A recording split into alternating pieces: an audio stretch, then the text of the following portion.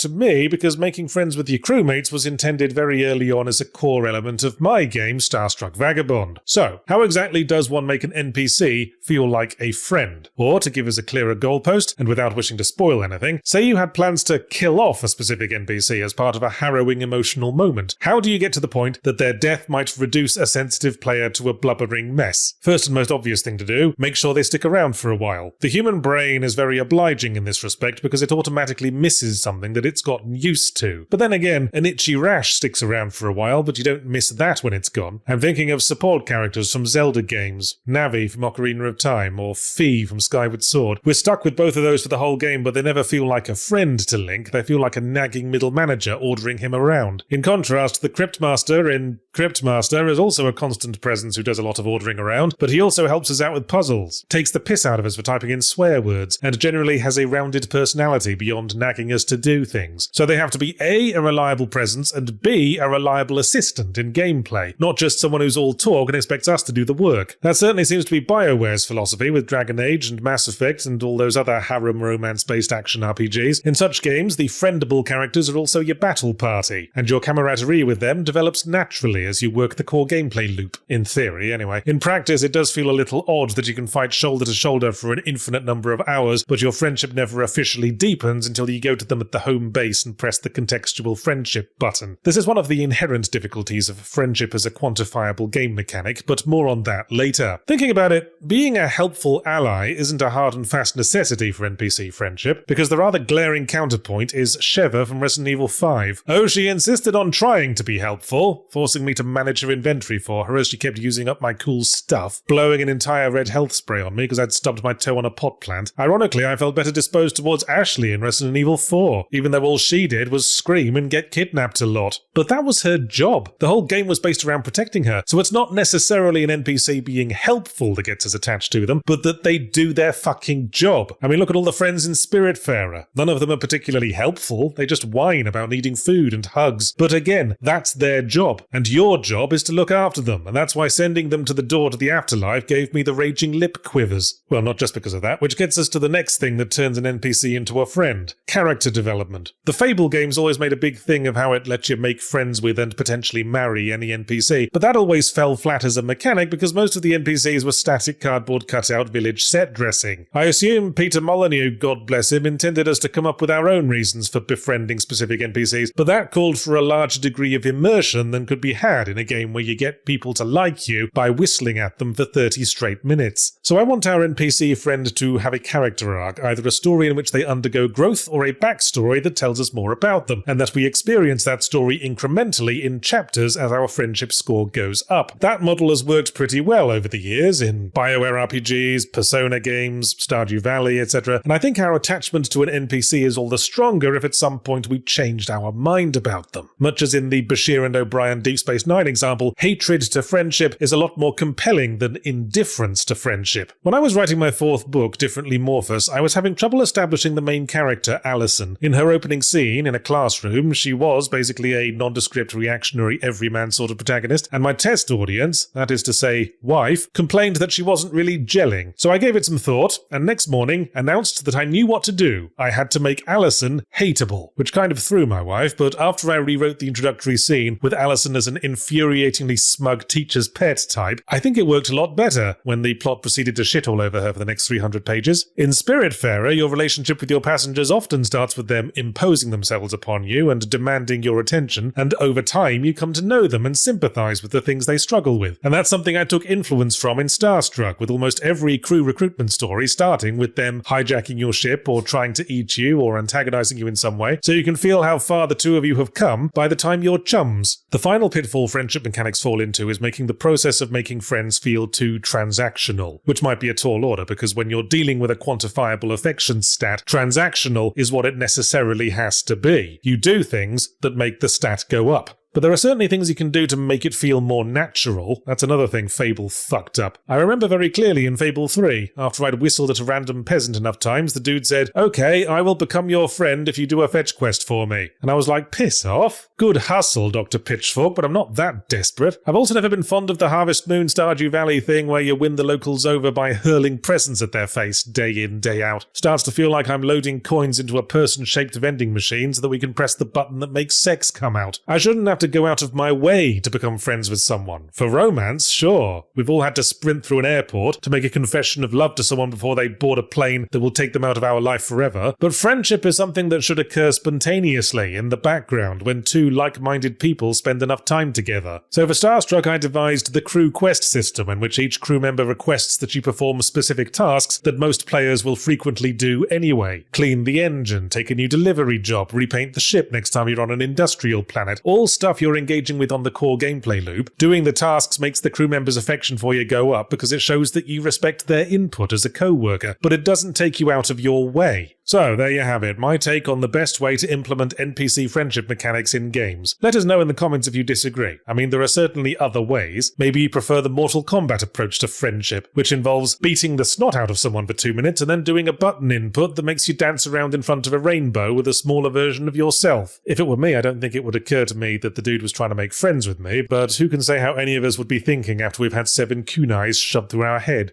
Ages ago, back before we all escaped from a certain online magazine that won't be identified but which in retrospect had a pretty appropriate name, I did an extra punctuation video simply titled, "Do Games Have to Be Fun?" The eventual conclusion being, not necessarily. A game can induce fear, anxiety, disgust and sadness, none of which one could call fun but can still be enriching, and as long as it's never boring, you're probably good to go. But as I thought about those words, further thoughts began to extrude from it and rummage around like questing hands beneath a marital bedspread. Wait, should a game never be boring? Are there not circumstances under which being boring can be part of the intended enrichment? And that led me to the question now running through this rambly video essay. When should a game be deliberately boring? They can be unintentionally boring quite easily, but that's pretty subjective. I find most real-time strategy boring because my brain doesn't seem to like having to worry about multiple things simultaneously. I'm very single-minded. That's probably why I write novels. So I just get overwhelmed and disengaged when I'm asked to fight battles on multiple fronts. That's just me. I'm sure there are lots of things I enjoy that other people find boring. Some people probably find Return of the Obra Dinn boring. I wouldn't think less of them for that. I just wouldn't ask them to join a pub quiz team. I'm talking about when it's appropriate for games to deliberately strive to be objectively dull. It was reviewing The Crush House that got me thinking about this, a game about filming a reality TV show featuring and largely catering to frivolous pricks. That game got pretty boring when the interactions between the housemates became more and more repetitive and meaningless, and in order to succeed I was having to abuse the audience satiation mechanics, so I'd be filming static shots of a toilet for prolonged periods because the plumbers union was tuning in that day. But as detailed in my fully Ramblomatic review, I eventually concluded that the game becoming boring was intentional. The actual path to beating the game lies in breaking the cycle. If you do nothing but what the voice of the producers tells you to do, you will end up repeating an endless cycle of filming cheesy emotional drama and pot plants for the rest of eternity. It's by defying your instructions and interacting with the cast members under the table that the story progresses. And besides, it's a game about making reality television around the turn of the millennium. If that experience had been anything other than boring, frivolous and soul-crushing, it would have been going against the theme. So I'd be standing in a corner filming a static shot of a hot dog sitting on a drinks machine, and I'd be thinking, what the hell kind of moron would be watching this? And then I'd glance at the text appearing on the social media feed in the corner of the screen and go, oh right, that kind. Carry on. So here we have a scenario in which it made valid artistic sense to be boring. And while the moment-to-moment gameplay was a dull grind, in retrospect I appreciated the experience as a whole. Maybe you disagree, maybe the game being boring would turn you off playing it, and presumably that wasn't the intention of Crush House's creators, so that would be a failure. If you think the intention of the creator counts for much in a post-death of the author Wild West, in Crush House boring gameplay is used to wordlessly direct the player to the actual point of the game. In that respect it's a sort of much subtler version of that one bit in Super Paper Mario, where Mario is obliged to pay off a debt by running in a hamster wheel for hours on end. You're free to do so, but the fact that it's incredibly boring is intended as a hint that you're supposed to be looking for a better solution. Not quite the same thing. You are intended to be playing the dull parts of Crush House, but definitely birthed from the same philosophy. So sometimes a game might want to be boring as a form of reverse psychology, but there are also cases where a dull, repetitive task is 100% the intended core gameplay. And that gets us to the ever-expanding world of work simulators and grindathons that I used to call podcast games, but which are now commonly referred to as second screen experiences. Like many vibrant young people, my brain is twitchy and addled from overwork and living in the age of 24-hour free entertainment, and so I can't just listen to things anymore. Listening to a podcast or video essay by itself swiftly has my hands fidgeting and reaching for my smartphone, and a nice simple meditative task is just the thing to keep my hands occupied while my higher brain is engaged by my listening material. So we have what I tend to think of as the wholesome second screen games that make no bones about being fairly mindless and calming. Power Wash Simulator leaps to mind, and then we have games like Destiny and World of Warcraft and all the other live service number-crunching grindathons, the less wholesome side of things, games that deliberately lure us into repetitive loops for the sake of suckering in whales and hypnotizing us into keeping our eyeballs from drifting away. I've said before that there are two kinds of games that make you feel and games that make you numb. Some games try to engage you with interesting story or exciting gameplay challenges, and others try to break your spirit with grind until your brain turns to mush. And I've got nothing against turning your brain to mush if that's what you choose to do. There are many very popular narcotics that will do the job quite efficiently. I suppose my objection to live service shooters like Destiny is that they're an example of the second kind of game masquerading as one of the first. It turns your brain to mush while framing it like you're doing something important. But I digress. I suppose it's worth noting that even in the deliberately dull games cited above, I personally need there to be moments of excitement, because knowing that I'm working towards something sustains me through the grind. Whether it be the simple satisfaction of seeing a completed level in Power Wash Simulator, or the joy of hearing the level up effect in World of Warcraft, there has to be the carrot it hanging over us to draw us through the oceans of half-dried concrete mix. And that ties back in with the Crush House and Super Paper Mario examples, the connection being that dullness in a game is, in almost all cases, used as a measure to highlight or intensify the interesting parts. I've long been a believer in the peaks and troughs model being the ideal way to pace a game. Dullness from start to finish isn't desirable, obviously, but neither is unwavering non-stop high energy, like most Modern Warfare shooters or that Asura's Wrath thing. I find that very mentally exhausting. I can't go straight from El Gigante to the Siege House sequence in Resident Evil 4. I need to have that little downtime in between where you run through the rain and have a quick chat with the merchant. But what's interesting is that while I need non-stop action to be regularly broken up with breather moments, there doesn't seem to be an upper limit on how much boring gameplay I'll tolerate, as long as it gets interrupted at some point with an interesting bit. Hell, even the potential for an interesting moment will keep me going. I can do boring delivery missions in Elite Dangerous all day long if I know there's a chance a pirate might show up and blow off my undercarriage. Gosh, this is why I find talking about video games so interesting, you know? Just when you think you've come up with a completely solid universal rule, like games have to be fun, or a game at least shouldn't be boring, you immediately find examples that defy it. Well, let's see if we can do better. A game should, at no point, physically murder its player by shooting razor blades out of the disc tray. There, show me a game that defies that rule, asshole. Then see if Microsoft would be interested in publishing it.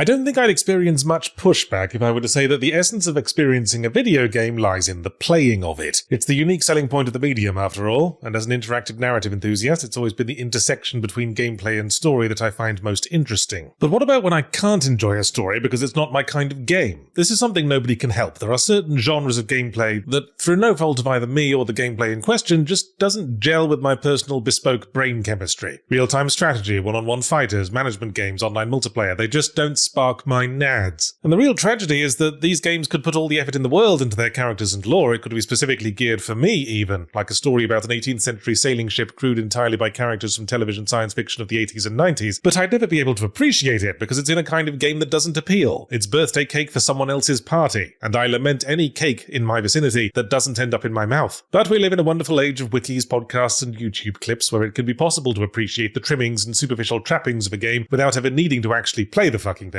Obviously, it's not the full experience, but it's the most someone like me could ever appreciate, so I'd like to take a moment to detail a short list of games that I really like and don't play.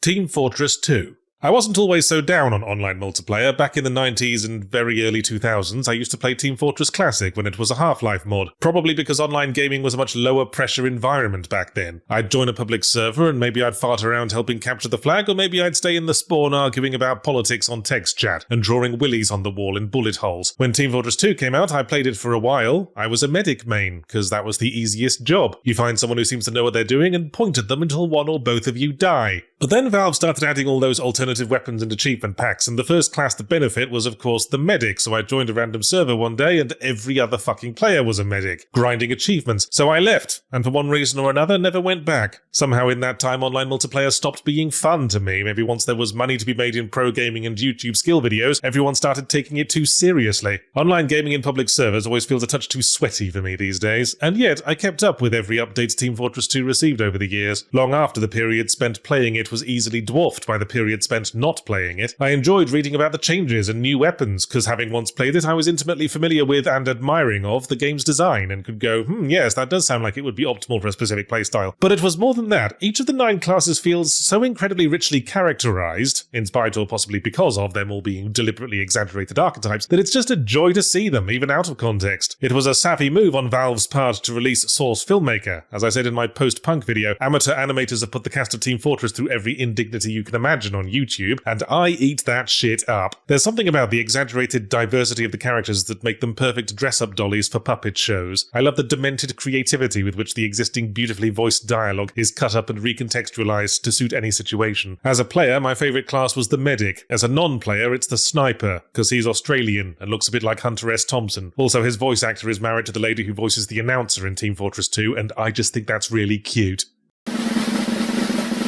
Guilty Gear.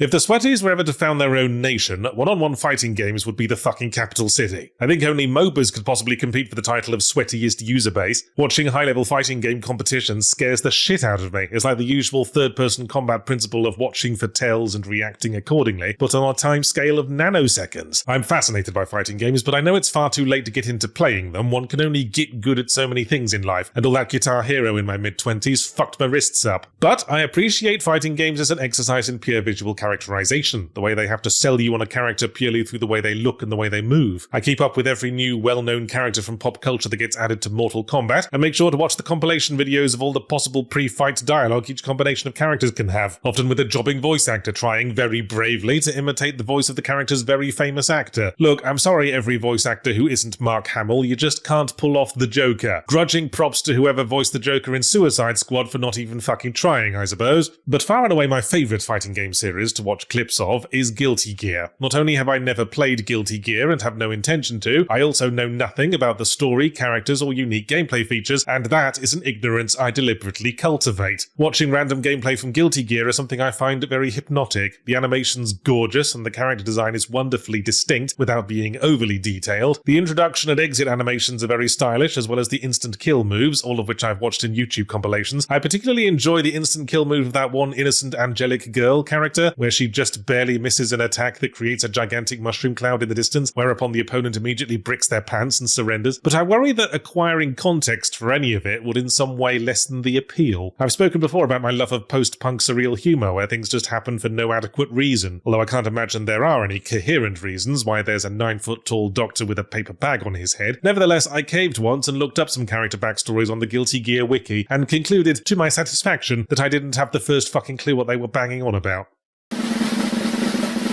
Dead by Daylight.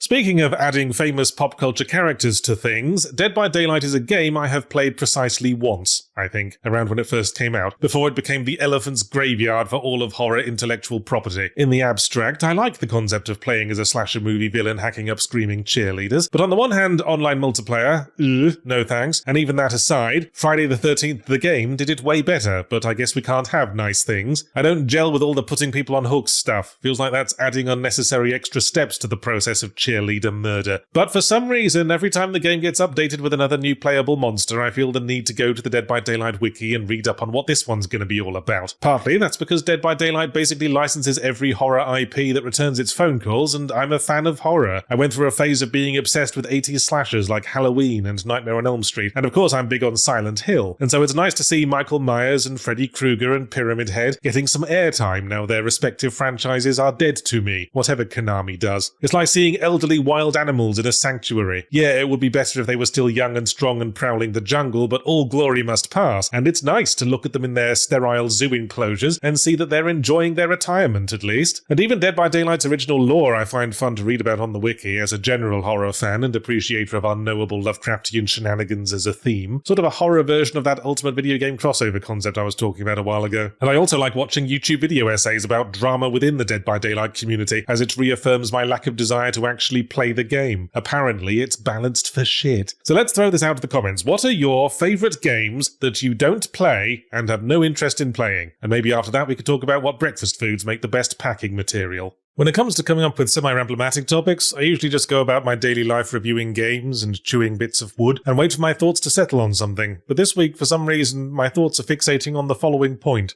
Boy, the main villain's plan in Resident Evil 4 is really fucking terrible. Yes, hardly a point that's going to blow minds. Resident Evil games are badly written, but sometimes these things prey on my nerves, and it feels better to get them out. Plus, it's almost spooky season, so fuck it. There's a scene early in Resident Evil 4, I'm referencing the original here, I don't remember the plot changing too much in the remake, but I do remember the characters having much less personality, where the main villain, Sadler, rocking a full Emperor Palpatine cosplay, stops Leon and Ashley in a church and explains his entire plan to mind control Ashley and take over America, her being the president's daughter. And whenever I see that moment, I imagine the following dialogue. I can't do the voices, I'll just do Leon in my normal voice and Sadler in my Emperor Palpatine voice. We have injected a parasite into Ashley that will turn her into one of my mind-controlled minions. We're gonna send her back home and use her to take over the American government. Ha ha ha. You fiend! How? How? Why, once I have a willing minion undetected in the heart of the White House. Undetected until her head explodes and a tentacle sprouts out of her neck hole. That doesn't always happen. It happens often enough. Plus, I've met quite a few parasite-infected people since I got here, and none of them come across like they'd blend unnoticed into high society, you know? Fool, I am in complete control of the parasites. I can simply will the one within Ashley to suppress major noticeable symptoms. Okay. Are you sure there isn't a maximum range on that? I mean, you'll be here in unspecified European country, and she'll be in Washington. Have you even checked to make sure you can exert control over parasites from that distance? You haven't checked. I mean, I could probably move. And in any case, if I were the president, and my daughter had just returned home from a harrowing kidnap ordeal at the hands of a biomutant cult, the first thing I'd probably want to do is give her a thorough medical examination. Is the parasite going to show up on that?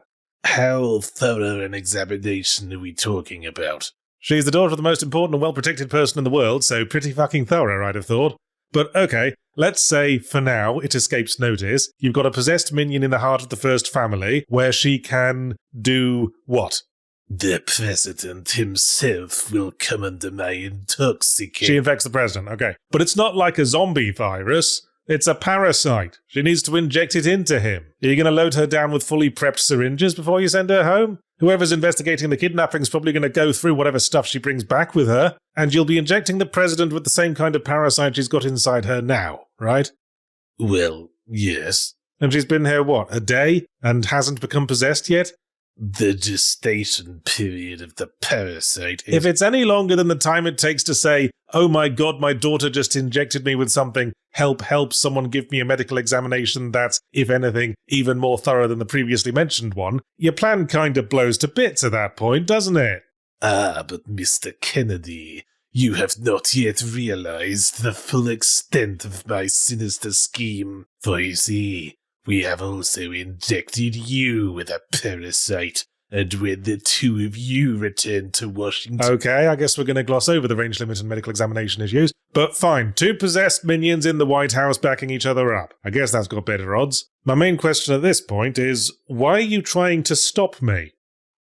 What? Your whole plan hinges on sending Ashley home. I came here to rescue her. If you'd let me do that, if you'd just dropped her off on the village outskirts where I'd spot her as I was driving in, we'd be in Madrid airport by now going through the security checkpoint. You would have achieved all your goals. But you've had all your minions trying to pitchfork me and chainsaw my head off for the last 3 hours. We didn't know you'd come to take her home at first. You didn't present ID. No one bothered to ask for any, did they? And you know who I am now, presumably, and you're still trying to kill me.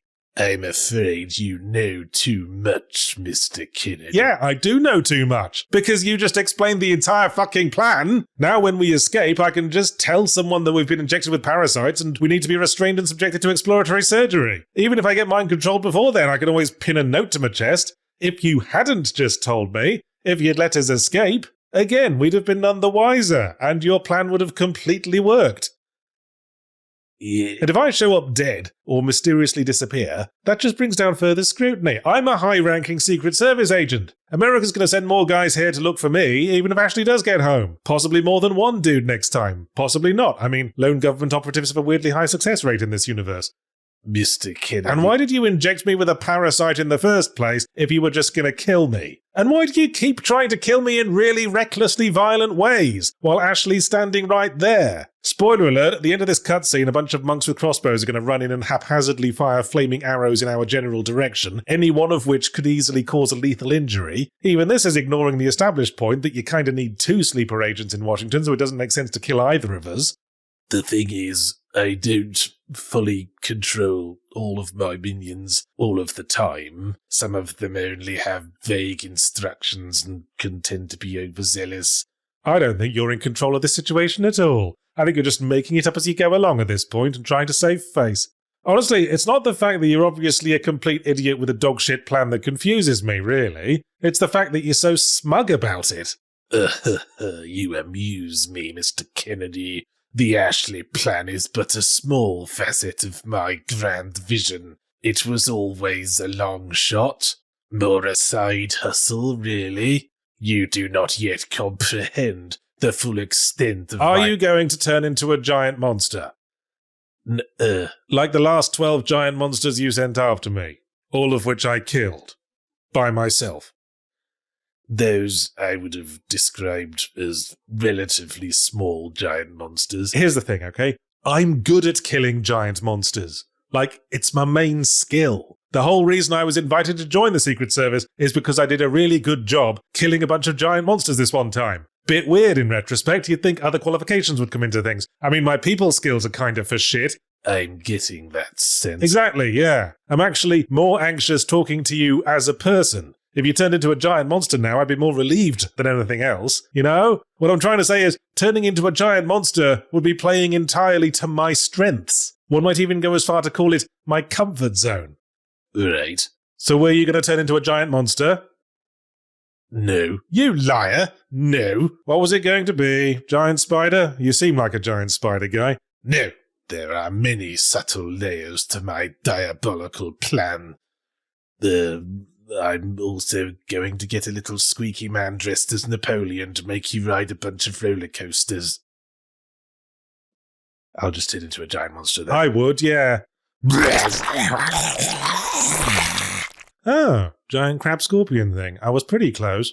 Sometimes I realise that I have a tendency to invent terminology and then use it going forward with the assumption that everyone knows what I'm banging on about without the necessary context. I probably leave a lot of confused casual viewers in my wake wondering who Jiminy Cockthroat is and why he keeps gargling spunk and wee-wee all over the place. So I thought I'd take a video to discuss the history of one of my favourite go-to umbrella terms, the dad game. When a form of entertainment goes on long enough, it tends to age with its audience. Sometimes this is a good idea, sometimes not. Original Star Trek graduated from snorking green-skin alien babes on the planet of the space Nazis to Next Generation, which was about grown-up sensible people being diplomatic all over the place. I consider that a positive shift. Then again, we have Sonic the Hedgehog, a funny animal game for kiddies that made the mistake of trying to age with its audience by adding goth hedgehogs with guns and bats with tits, and is now sucking the doormat outside a Subway for nourishment, while its former peer, Mario, stayed focused on the kiddies, reinvented itself for every new generation of kiddies, and is now the world's 4th largest economy. And mainline video games as a whole have gone through some very clear transformations as the audience has grown and matured from little NES playing shit to embarrassing middle-aged people, ergo dads. The dad game in the original sense is, to summarise briefly, a game that feels like work, but in a sense where it feels relaxing and meditative, and you come away feeling like you did something constructive, similar to the effect of traditional dad hobbies like gardening and operating model train sets. The first dad games were things like Railroad Tycoon and Sim City, incredibly dry and boring experiences invariably on PC because dads didn't buy consoles. They bought PCs for big clever boys, promising their wives they were going to learn how to balance the family accounts. The dad game, like all games, evolved alongside the evolution of graphics, until they were lent a new lease of life with the advent of the realistic work simulator. And they almost all had simulator in the title. Flight simulator, train simulator, farm simulator, truck simulator. By creating an arse-achingly realistic reproduction of a work experience, these games tapped into as yet unfulfilled regions of the dad's psyche. It gave an immersive nostalgic experience for retired dads wanting to reminisce about their work years, as well as offering a chance for dads who'd chosen different career paths to in some way realise their boyhood dreams of being an engine driver. Choo-choo. At first, such games were relegated to a niche to be sniggered at by all the cool kids playing their skillful action games and groundbreaking narrative-focused games. But as those cool kids grew older and became lame adults with families and jobs, the traditional dad game gained some attraction. I remember the moment I realised I'd become the demographic for dad games. I downloaded Euro Truck Simulator 2 as a joke to make a funny web video of me playing the boring game for dads, and then I ended up playing it off camera for most of the week. Sure, the core gameplay was prosaic and uneventful, but the people of Copenhagen needed these forklifts delivered on time, damn it, and the satisfaction of a job well done made it all worthwhile. This new audience of dads demanded an experience somewhere between a straight dad game and the more traditional kind of video game they'd grown up on, and thus arose the post-dad game. Dad games, task-based repetitive work simulators, merged with elements elements of fantasy, skill challenge, and crafted narrative. Viscera cleanup detail, Hardspace Shipbreaker, Pacific Drive. I think Papers, Please was, to me, what Euro Truck Simulator is to former truck drivers. The only job I ever held down for any amount of time before I became a game journalist was as a data validation clerk for a small surveying company in my hometown, and maybe that's why I get satisfaction from finding anomalies in data. The post-dad genre continues to blossom across indie gaming, with the recent games Crime Scene Cleaner and Star Trucker being the most overt examples of the genre, but the dads have crept into mainstream gaming in the narrative as well as gameplay-focused sectors, so let's talk about the rise of what I came to call the hairy dad game. We've established video games have matured with their audience, and back when the majority of that audience was kids and twitchy teenage boys, the narratives were appropriately juvenile. Beat the baddies and save the princess and live happily ever after. Saving the princess is a trope rooted in the childish notion that getting a girlfriend is the be-all and end-all. There's no consideration for what happens after that. Maybe the princess is addicted to gacha games, or farts in bed, you don't know. So after the audience ages a little more and internalizes the view that relationships are more complex than slinging your chosen hottie over your shoulder and booking it for the helicopter, the next stage on the road to maturity is avoidance. So we have your big macho power fantasies like the Doom Marine and Duke Nukem, as well as aloof serious types like Gordon Freeman and Solid Snake, who've got a world to save and don't have time for all that useless flapping around with relationships and emotions. Yeah, I know Duke Nukem pulls the birds, but not in a way that calls for any effort or responsibility on his part. I mean, he doesn't have to remember their names or birthdays or anything. We move on then to the first decade of the 2000s, when video gaming as a mainstream hobby was around 20-25 years old enough to be an adult, to identify with adult mindsets and to see spouses and parents as aspirational figures, and yet there's still a lingering nervousness about responsibility. And so we enter what I will call the sad dad era, an age of heroes who were dads and husbands but whose families were in some way contrived to be absent, thus giving the hero a convenient excuse to seek catharsis by wallowing in self-pity and enacting angry violence. Kratos from God of War, Dom from Gears of War, James Sunderland, John Marston, that dude from Inversion, etc. After that, the stage was set for mainstream video game protagonists to finish blossoming into hairy dads, when they would finally accept the responsibility of parenthood. Games like The Last of Us, Bioshock Infinite, the Telltale Walking Dead games, and God of War all centralized a dad figure whose arc and motivation revolves around protecting a child. And I call these hairy dad games because the dad figures, almost without exception, have beards, possibly as some convenient visual shorthand to place the dad on a higher level of maturity than the rest of the cast. Kratos from God of War and Sebastian Castawatset from the Evil Within games both started out as sad dads and then grew beards to become hairy dads in a sequel. Joel in The Last of Us transitions from dad to sad dad to hairy dad within the course of the prologue chapter. There are also several examples of pseudo-hairy dads, characters who exude hairy dad energy without having to escort children or have the full dad experience. I'm thinking of Arthur in Red Dead Redemption 2, having to be a sort of team dad for the gang of outlaws and ending up sacrificing himself for a younger man. But the maturation process continues. You see, being a dad is about more than just looking after a kid. It's a process of passing the torch, a sacrifice across a very long time scale. Eventually, the dad stops wanting to see themselves as the hero and becomes more invested in seeing the child they have raised grow to independence and maturity. God of War Ragnarok literally ends with Kratos' kid going, "Thanks a lot, Gramps, now I'm gonna go and have adventures and snog my girlfriend." And it also fuels the current era of what I like to call post-hairy dad games, in which the protagonist is not a dad, but a young person who has benefited from an upbringing by a hairy dad. Last of Us 2 being the most blatant example, but also the Horizon games, the Plague Tale games, the new Tomb Raiders, all games about young women going out into the world, all of them with a prominent hairy dad figure in their backstories. Often this relationship comes across as slightly less than wholesome, I suspect to the end of making it gratifying for the dads in the audience. Ellie in Last of Us 2 and reboot Lara Croft both subject themselves to horror and ruin out of the obsessive desire to avenge their hairy dads. Amicia in A Plague Tale is forcefully removed from a shielding hairy dad influence and proceeds to spend the rest of her life getting the absolute shit kicked out of her. And so we reach the present day, through the roller coaster of dads, post-dads, sad dads, hairy dads, and post-hairy dads, and we find ourselves wondering what the future holds for video game dads as they continue to mature. If the current era reflects what it's like being a dad to a teenager, the next logical step would be the experience of being a dad to a grown adult. So expect the next God of War game to be about Kratos bumbling around the house complaining about the lack of effort that went into Atreus' last Christmas card.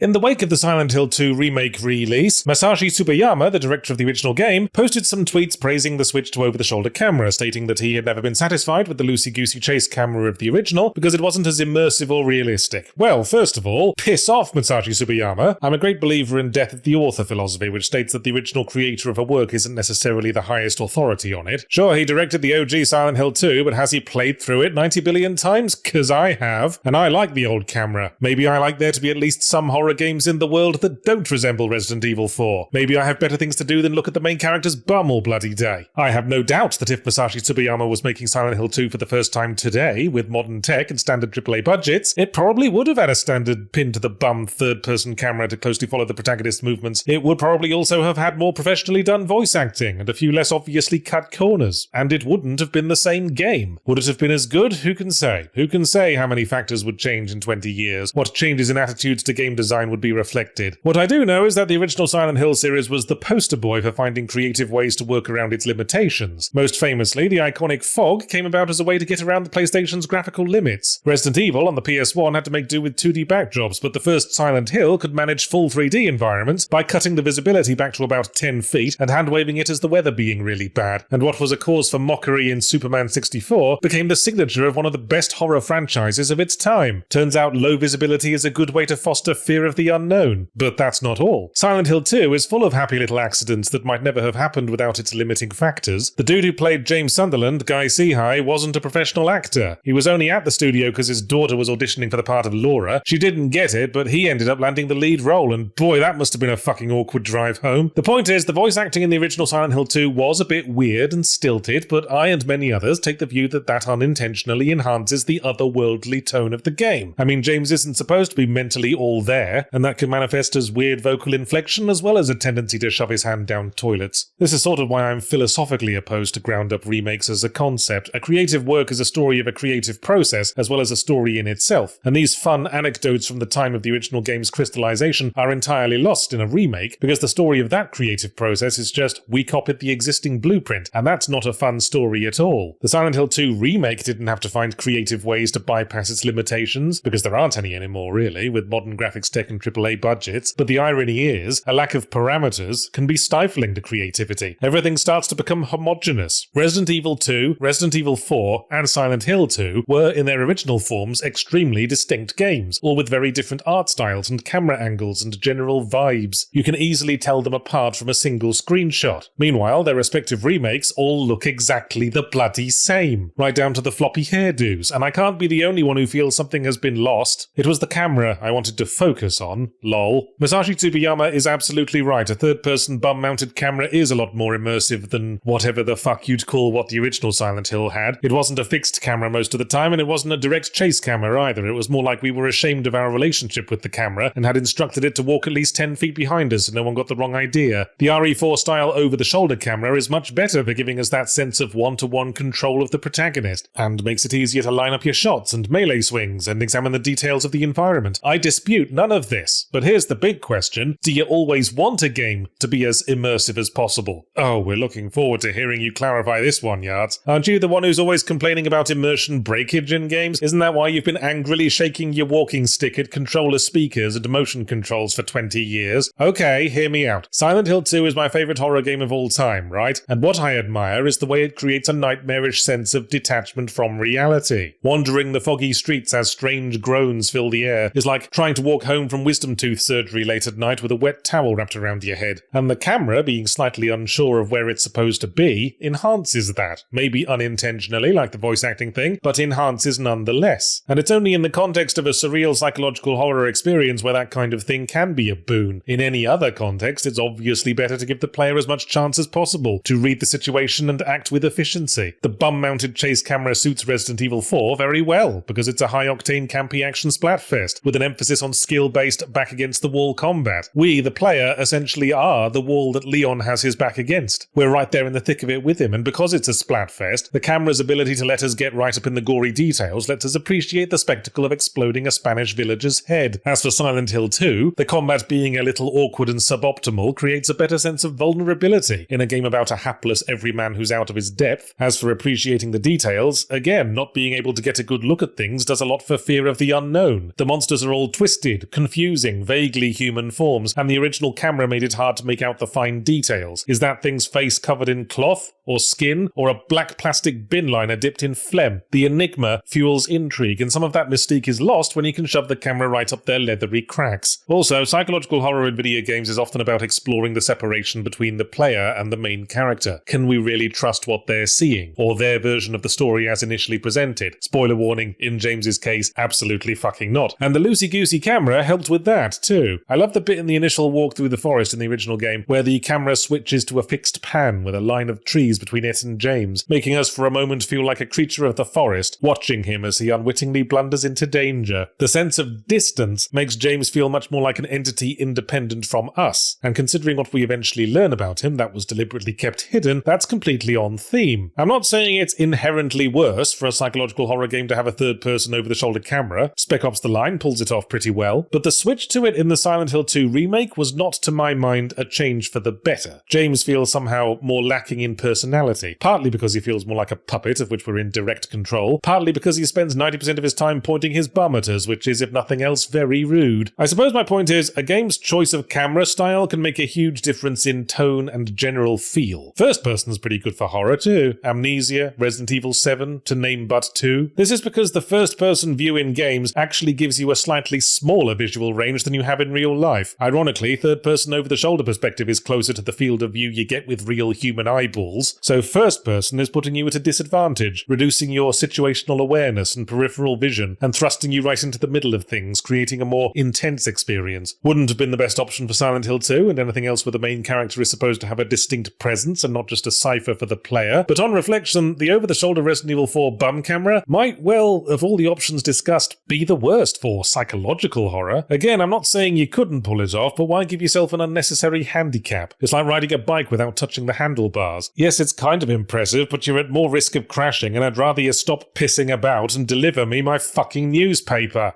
I'm sure I've waxed before on the subject of video game genre names being kinda bullshit. Simulation, adventure, these could apply to literally any video game if you think about it. And now that I am thinking about it, let's add strategy to that list. Surely when you're chucking a grenade to flush soldiers out of cover in Half-Life, or even in Pac-Man when you choose to take a path that leads to less ghosts over a path that leads to more ghosts, you are applying strategy, strictly speaking, and we don't call these strategy games. Nothing for it, you are just gonna have to bin all the genre names and replace them with game where a thing happens, you press a button in response, and you win if you press the right button enough times. I jest, of course. Obviously I know what a strategy game is, because I know it's something I don't like. It's shit like StarCraft, Command & Conquer, Halo Wars, pre-World of Warcraft. As I've said previously, I just can't gel with that kind of thing. If I try to play it, my brain goes somewhere else, like an out-of-focus magic eye picture, and trying to force myself to engage just exhausts me within minutes. I'm sure all of you have much the same experience trying to play the genres you don't click with, but considering the point that all video games ultimately boil down to pressing the right buttons in response to stimuli, I wonder what it is about this specific kind of pressing buttons that doesn't set off my happiness glands. Maybe what it is that I'm a big glory hog. Maybe I only want to play games where I'm the one lone dude tackling all the problems by myself and being the center of the narrative and getting lauded by all the helpless NPC babes. I mean, we already know I can't stand playing multiplayer games. Some jack-off stealing my kill in something like Helldivers makes me emotionally flash back to my brother running up and blowing out my birthday candles. You'd think he'd have stopped doing that when we got into our 30s. And in the above list of strategy games, you're in the position of a bodiless, hovering entity overseeing a bunch of dudes who have to split the glory of victory between them. Maybe I want to be in the thick of the action. Maybe I don't like delegating. Maybe that's also why I feel the need to wash up other people's plates when I find them in the sink. Well, that's a starting theory, but immediately debunked by a three-letter word preceded by a letter from the arse end of the alphabet. XCOM. XCOM is a game where you play a bodiless entity overseeing the battlefield, micromanaging the actions of multiple soldiers, and I love XCOM. My brain certainly isn't drifting off while I'm playing that. It's usually in paroxysms of rage, because my best sniper somehow missed a 90% hit chance. Of course, XCOM pairs its strategic combat with a base management element, but this isn't like the Persona thing, where the intersection between two gameplay styles I can at least tolerate creates something greater than the sum of its parts, because I don't really like management games either. I load up something like Cities Skylines or Crusader Kings 3, and proceed to stare blankly at the interface like a cat sitting at the controls of a Boeing 747. So, why does my brain chemistry engage with XCOM combat? XCOM? combat in a way that it does not with other quote-unquote strategy games. Well, no mystery here, Yachts. Surely it's because XCOM is turn-based, and what you really don't like is real-time strategy. Quite understandably. I mean, always being under pressure to act and potentially failing because you didn't draw a selection box around the right dudes fast enough probably stresses out a lot of people. Whereas in turn-based, you've got all the time in the world to assess the situation and figure out the most optimal move. Thank you for agreeing with me myself, but there's got to be more to it than that, because I've tried other strategic turn-based games and found I couldn't get into them at all. Fire Emblem, Civilization. I tried that Tactical Breach Wizards game that Tom Francis just put out, which in theory should have been 100% my jam. XCOM-style turn-based combat scenarios infused with magical realism and a Terry Pratchett-esque sense of humour. But in practice, my jam just didn't spread. If you were to twist my arm, I suppose I'd say that the thing I love about XCOM is its constant sense of discovery and exploring the unknown, which happens on both the macro level as the story progresses and different alien creatures and technology is gradually introduced, and on a moment-to-moment basis as you progress through initially fully darkened missions filling out the map. And all the turn-based tactical games I've bounced off have started by giving me a full view of the battlefield, which makes me feel like I'm playing chess, having to think in the long term, multiple moves ahead. And guess what? I've never liked playing chess either. I wonder why we can't clear out the pawns and give the queen a submachine gun. Tuck that in the back of your minds for now. It strikes me as odd that strategy games being in real time should be what kills their appeal for me. Making real-time decisions on a battlefield from afar shouldn't be any more stressful than having to make real-time decisions in a firefight in a first-person shooter. Maybe it's just the combination of everything. The stress of real-time decision-making combined with my distaste for delegating tasks. I mean, I'm not going to waste time telling someone else to do the washing up if I'm the one currently annoyed at how untidy the kitchen is, but I have one last nagging thought, viewer, and it's called Lemmings, the classic Amiga puzzle strategy game in which you direct a platoon of tiny adorable creatures with very little self-preservation instinct to an exit by assigning specific tasks to individual ones. Still an almost completely unique core gameplay mechanic that I'm surprised we don't see more imitations of. Humanity would be the closest thing to it that's come out in recent years, and that's about it. The point is, it's a game I rather like and have a lot of nostalgia for, but what is it if not a real-time game in which you play a distant overseer micromanaging individual units? What makes me engage with this and not Warcraft 2? It can't just be because you can make your entire team explosively detonate at will. Well, maybe. That'd liven up a game of Civilization. It's not a winning strategy, but it might rattle someone. Maybe it's just because Lemmings is side-on 2D rather than top-down. At the end of the day, your lemming charges are only ever moving along a single dimension, and that's got to be easier to get your head around. In fact, I think I figured out how this all boils down, the grand unifying theory. The fact is, to quote Freddie Mercury, I'm a boy with a one-track mind, so much to do in one lifetime. I'm the kind of person who lives in the moment. The common thread that connects Half-Life, XCOM, and Lemmings is that they're all about dealing with problems one at a time. Whether that's grenading a dude or infiltrating a room or digging through the next wall. My brain likes to solve the problem it's got and then move on to the next. I don't have a head for the big picture. I'm not comfortable with multitasking. That's why I can't get on with RTS. If I see enemies encroaching from the north, my instinct is to immediately focus on nothing but repelling them, even if I'm subsequently attacked from 3 other sides. When I try to play Cities Skylines, I see the little prompt saying, your town needs residential space, so I zone some green areas. Then it goes, now we need more industrial space, so I zone some orange bits, and I don't feel like I'm building a city. I feel like I'm painting by numbers. I'm not saying I'm incapable of big picture thinking, I just don't want to do it for fun. That just seems to be the way my brain's wired. Perhaps this calls for further research. Everyone has genres of gameplay they just can't get into, and I think if you can find the precise spot where that line is, where fun gives way to chore, much like I've done with Lemmings, you'd have more than a gaming preference, you'd have a concise breakdown of your personality profile. Think of the applications!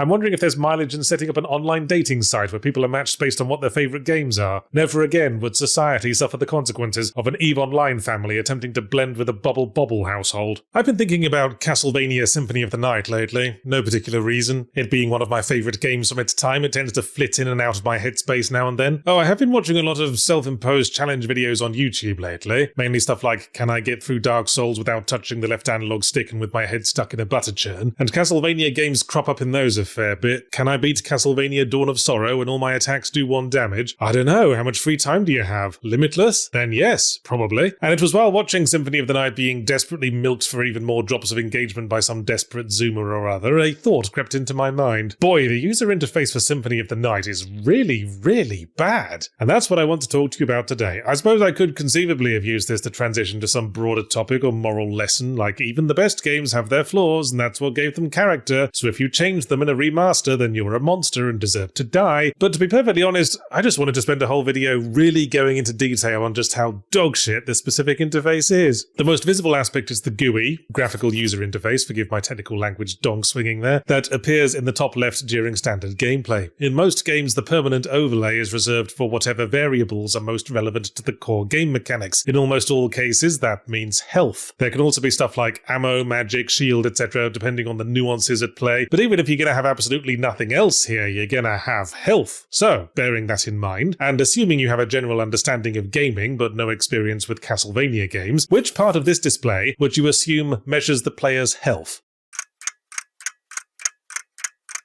You might reasonably think it's the bar. It's an unusual colour for health. Red or green would be typical, as discussed in my language of colour video. But the bar is the most prominent feature that everything else is built around. It's also the only thing in this interface that is represented as a bar, where everything else is just a number. It's better practice in interface design to represent the most crucial numbers, such as health, in some kind of easily readable visual form, like a bar, as numbers are less immediately intuitive, especially in high-stress situations. So if you only represent one thing on your overlay as a bar, it had better be the fucking health. Indeed, if you look at the overlays of basically every later Castlevania game, such as this one from Aria of Sorrow, you'll note that the prominent topmost bar is indeed the health, decked out in a nice standard red. Don't know why it needs to have all those twiddly bits in the bottom left, nor why it appears to have a pull chain flush like an old-fashioned toilet, but the most prominent bar is health, and I can't fault that. The big bar in Symphony of the Night isn't health, it's magic. It's what Alucard uses to cast spells, and casting spells is probably the most obscure mechanic in Symphony of the Night. You need to do weird fighting game button combos to crack them off, and they're not necessary to beat the game anyway. I'm sure a lot of people got through the game never using them, or even knowing that they existed. The other thing magic is for is to dictate how long you can stay in Bat, Wolf, or Mist form, but it's quite a ways into the game before you unlock any of those. And even then, it's only while in those forms that you need to know how much magic you have left. At all other times, the bar takes up space like a fat dog on a car ride. Even worse, it pallet cycles very visibly whenever it's full, which I'd usually take as GUI shorthand for use this now, use it or lose it, big boy, which works for a cooldown superpower like Rage of the Gods in God of War, but not for something that's only used for optional spells and situational traversal forms. Moving on. If you've played a few games, but not specifically Castlevania's, you might also, equally reasonably, think that health is indicated by the number next to the red heart. Red hearts being the symbol for health in 99.9% of cases. Unfortunately, Castlevania occupies that tricky little 0.1% that remains. In fact, let's not prevaricate, it's the only thing in that 0.1%. In Castlevania, hearts represent sub-weapon energy, that is to say, ammunition. I've never understood why Castlevania got away with being so blatantly contrarian on this. Yes, at the time of the very first Castlevania game on the NES, the iconic language of games wasn't quite so standardized and there was room to experiment, but there's no excuse for stubbornly trying to keep it going in the 32-bit era. It's like going to a Spice Girls reunion concert. Incidentally, if you're wondering what your currently equipped sub-weapon is, it's over there on the far right, having no apparent visual relationship with the heart meter, but that's the least of the problems at this point. Now let's put us all out of our misery. Health is that number on the left, that a sane mind would have at least centralized in that circle, but we've established sane minds had very little to do with this. Now, I know what you're gonna say. Oh, Yahtzee, surely the letters HP are visible inside that circle, which one could reasonably infer to mean health points? Well, those tiny 3-pixel high letters, only slightly brighter than the background, they could just as easily say XP, and we could be looking at the experience to next level counter. Also, bear in mind that when this game first came out, everyone would have been playing it on CRT televisions, which would have smeared those 9 pixels into an unreadable mess, mistakable for a carelessly swatted fly on the screen. So we've established that the in-game overlay is a pile of giant bat pellets. Do things get any better in the pause menu, I hear you ask? Not bloody likely. Just look at the status screen. The various bits of information haven't been laid out so much as vomited across the available space. The option menu has been carelessly plopped down in the middle like a hippo into a watering hole and forced all the flamingos to scatter in every direction. Maybe it would look less like the splatter left by a drive-by shooting if there were dividing lines between all the different sections, but that wouldn't help all the information nuggets being positioned apparently at random with no consideration for how they relate to each other. Why is the level in the top right, but the XP and XP to next level is in the precise opposite corner, perched on top of gold like a little fat dragon? Why are all the stats on the left, except for attack and defense, which are on the right, identified side with letters weirdly larger than all the other text. Out of curiosity, I dug up a video of the Japanese version just to see if it made any more sense there, that is to say, through the eyes of a culture that reads from right to left. But no, it's pretty much the same, except the riddle of the weirdly large attack and defense labels is now solved, as we see that they were originally in Japanese characters, for some reason. I've long since given up understanding why Japanese interfaces and song lyrics sometimes switch to English and back. Is it like when English speakers drop into French for a few words to make themselves look cultured, give their dialect a certain je ne sais quoi?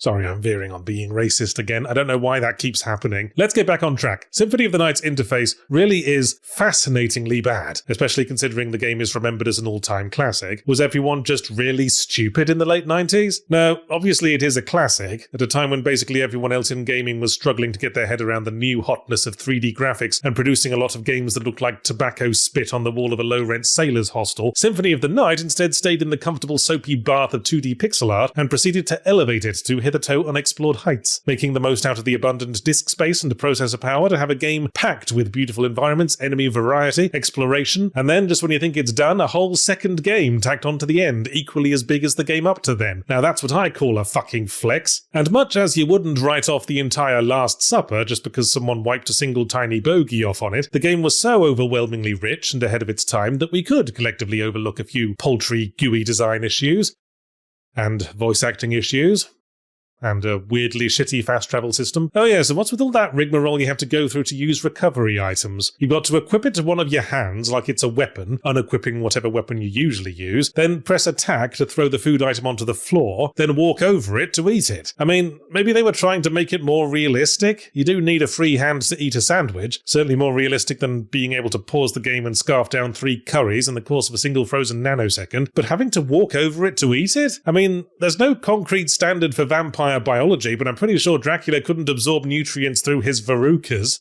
Not too long ago, we were doing a Windbreakers podcast on whether or not games have improved in the last 10 years, which obviously required us to go back and look at the state of things in 2014. And I was troubled when I looked at my top 5 for that year. Maybe I've gotten smarter, maybe some games look better with the benefit of hindsight, maybe tastes change over time, but I really feel iffy about the fact that I named Middle-earth: Shadow of Mordor my best game of 2014. It's still a good game. The Nemesis system that it pioneered was chef's kiss, really added new dimensions to the process of working our way through the requisite bad guy command structure to reach the final boss. Trouble is, in retrospect, I think less of it just because the industry as a whole hasn't iterated on the idea much, either because of patent squatting or good old-fashioned failure of imagination. The sequel, Shadow of War, expanded it to an extent, but they also tainted it with committee-design micropayment fuckery. Also, Shadow of Mordor is a supermarket-owned brand Ubisoft-style open-world game, and at the time it came out, Ubisoft hadn't yet completely driven those into the ground. In our current sandbox-fatigued age, it's a bloody hesitant recommend at best. In retrospect,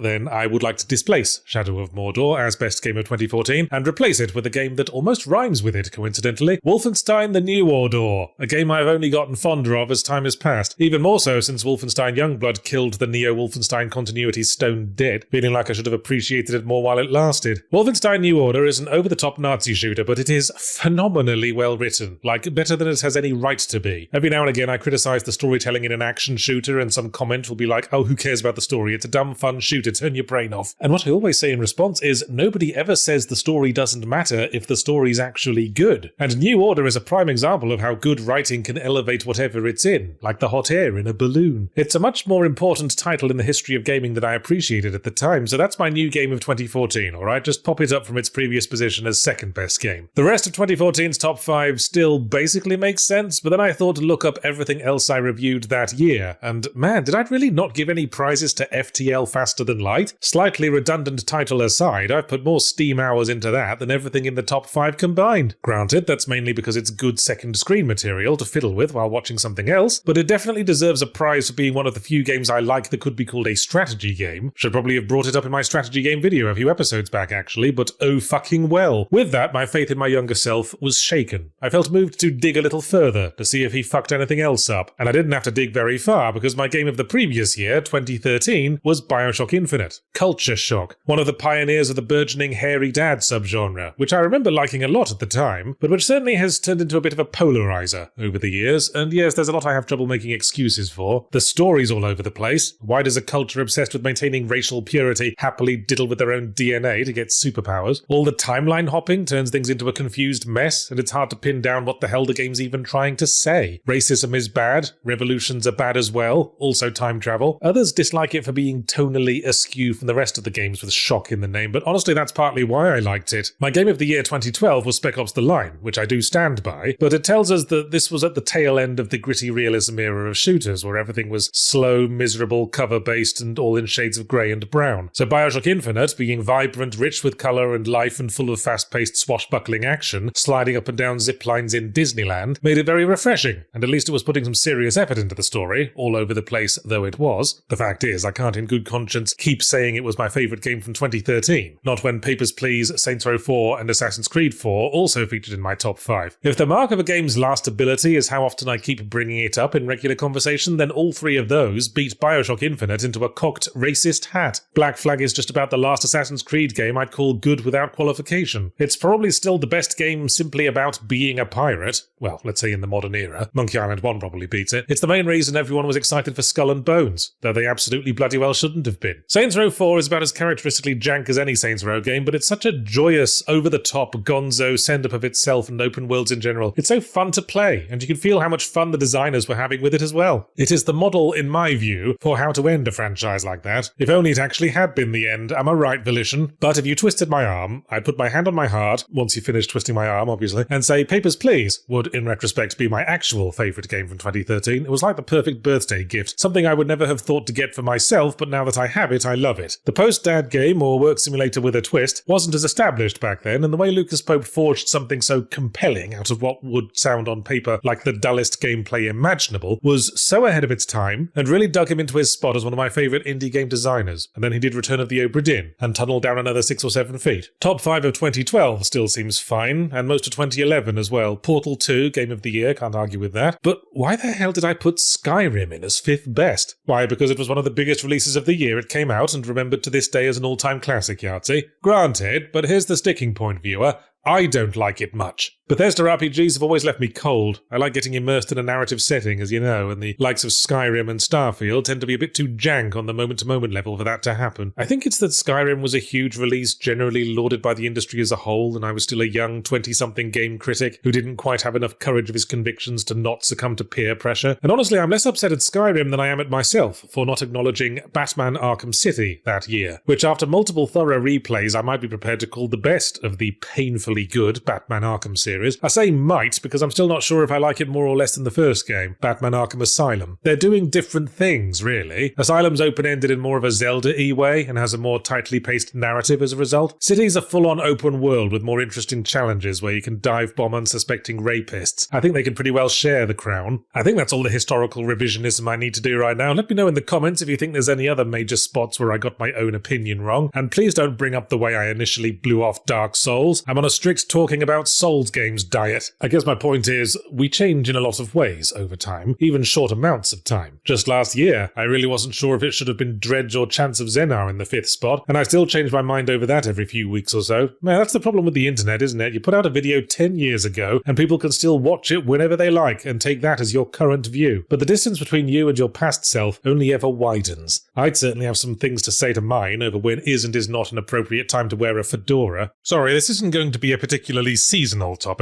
I kind of used up the seasonal topic with the revising my games of the year last time. Nor is this going to be terribly incisive. I'm basically typing by the seat of my pants right now with no idea where this is going, so I also wouldn't expect a coherent point to emerge. Christ knows why you're even watching me at all, frankly. But here's the topic that's currently living rent-free in my head that I need to get out. I am really fucking sick of sequences in games where you navigate abstract environments consisting of bits of broken building and terrain floating in the middle of a void. To illustrate that the protagonist protagonist is going through some kind of internal or hallucinatory mental struggle. It's been on my mind because Call of Duty Black Ops 6 ends with one of these, and you know a trope is getting tired when a fucking Call of Duty game does it. I won't speculate too hard on where it all started. The first game I can remember it happening is Earthbound on the SNES. Towards the end, when your character goes to a weird mental realm of floating islands that he explores in his pajamas, or completely in the buff if you're playing the Japanese version. Other early examples include the end of Castlevania Aria of Sorrow, when Soma battles his dark half in a mental realm floating in space, the bit at the end of Prince of Persia Two Thrones, where the prince battles his dark half in a mental realm floating in space. American McGee's Alice is basically one big mental realm floating in space experience, and while Zen at the end of Half-Life isn't a hallucination, it looks exactly like the kind of thing I'm talking about. You know, a big colourful skybox with a load of scattered floating debris we're expected to navigate. This sort of thing is prevalent because it's used as visual shorthand for a mental breakdown by showing reality literally, physically breaking down before us. But the fact that it's so appropriate as a visual metaphor for a mental or emotional condition also makes it a cliché and lazy, which is one reason to object to it. The other is that it is completely unlike what hallucinating is actually like. I, for one, have never imagined myself traversing a Mario Galaxy level because I was struggling with a very important decision. I do know what it's like to hallucinate. I had a pretty wild youth. I've taken LSD. That didn't make me imagine bizarre disconnected astral realms either, just made me want to lie flat on my face and run my fingers through the carpet fibers. Oh, and it fucked with my sense of scale. I tucked a blanket under my chin and the blanket became this endless desert stretching in all directions. I had to stand on a chair and touch the ceiling to assure myself it wasn't shooting away. But the point is, it didn't actually shoot away and leave me hopscotching across conveniently spaced chunks of carpeted floor floating in void. I think this sequence exists for two reasons. Firstly, it makes for a moment of variety, if you've gotten used to the game being about normal things like platforming challenges and gun battles to the death. It's a curveball, like how the levels in Contra are basically normal setting, normal setting, normal setting, weird fleshy alien planet to let you know that shit's gotten real. That's probably the reasoning behind Scarecrow's bits in Batman Arkham Asylum. Those I do actually like, but the fun part of them for me is always the bit before the jumping across platforms floating in space part. In the second Scarecrow mission, for example, you only know you're in it when you turn a corner and find a corridor stretching seemingly infinitely into darkness. And that does feel like what hallucinating is actually like, the whole messing with scale thing. And then you walk down it and it gradually transitions into the alley where Batman's parents died, as we get pulled further and further into delusion. It only switches to the jumping around floating platforms bit at the end when Scarecrow goes, "Alright, I'm done fucking with you now, let's get the formalities over with." The other purpose the delusional floaty platform sequence serves is to marry story and gameplay in a slightly cheap and shoddy way. You see, we all want to have interactive narrative. No one likes getting stuck in cutscenes for too long. So we want to craft scenarios where the gameplay and the story work together, but unfortunately, gameplay generally has a limited amount of verbs to work with. Move, jump, attack. There's only so much character building you can do with those. You're golden if all you need to do is beat the crap out of a big mean villain, or, I don't know, climb to the top of a high building to overcome your fear of heights. But the moment you want to do something more nuanced, well, just look what happened with Press F to pay respects. Lacking the language of film and other forms of linear storytelling, the imaginary astral realm sequence provides a method by which a complex character moment, like an internal struggle, can be expressed through the existing gameplay verbs of jumping, attacking, climbing, etc. You're still shooting baddies, but now the baddies are fear and doubt and your inability to admit to your mother that you really don't like that lasagna she makes every Thanksgiving. But it's all so bloody unsubtle. I'm trying to interrogate why it's starting to make me roll my eyes every time it happens, and I think the gist of it is that it's completely lacking in nuance. It's like a political cartoon where there's a dude with the words "general public" on his torso being blatted in the face with a brick with taxes written down the side. I think when you want to represent your character's mental state with a metaphorical breakdown of reality, that concept only has power as long as there's ambiguity. The Scarecrow bits in Arkham Asylum are so memorable because at first you don't realise reality is broken down. Things start getting weird in subtle ways, like the corridor looking wrong, or the camera tilting, or Batman making little delicate coughs on the lungfuls of fear gas. The very definition of hallucinating is being unable to distinguish what's real from what isn't. And when you do start jumping across floating platforms to escape giant Scarecrow spotlight eyes, it's very easy to distinguish what's real. None of this is real. Ambiguity over, let's focus on the business of waking ourselves up. You ever see that film Jacob's Ladder? Spoiler alert, a good portion of that film takes place entirely inside the main character's head, and its effectiveness is rooted in us not knowing where reality ends and nightmare begins. For the most part, you watch Jacob going about his daily life, doing normal things, delivering mail, going to parties, getting lobotomized, and every now and again something happens that makes you and Jacob question reality. A spooky ghost on a train, a weird twitchy face monster, Macaulay Culkin appearing in a film before Home Alone. What the film does not do at any point is show Jacob fly through an asteroid belt, fending off killer bats, bearing the face of his middle school homeroom teacher, because it would have instantly given the game away, wouldn't it?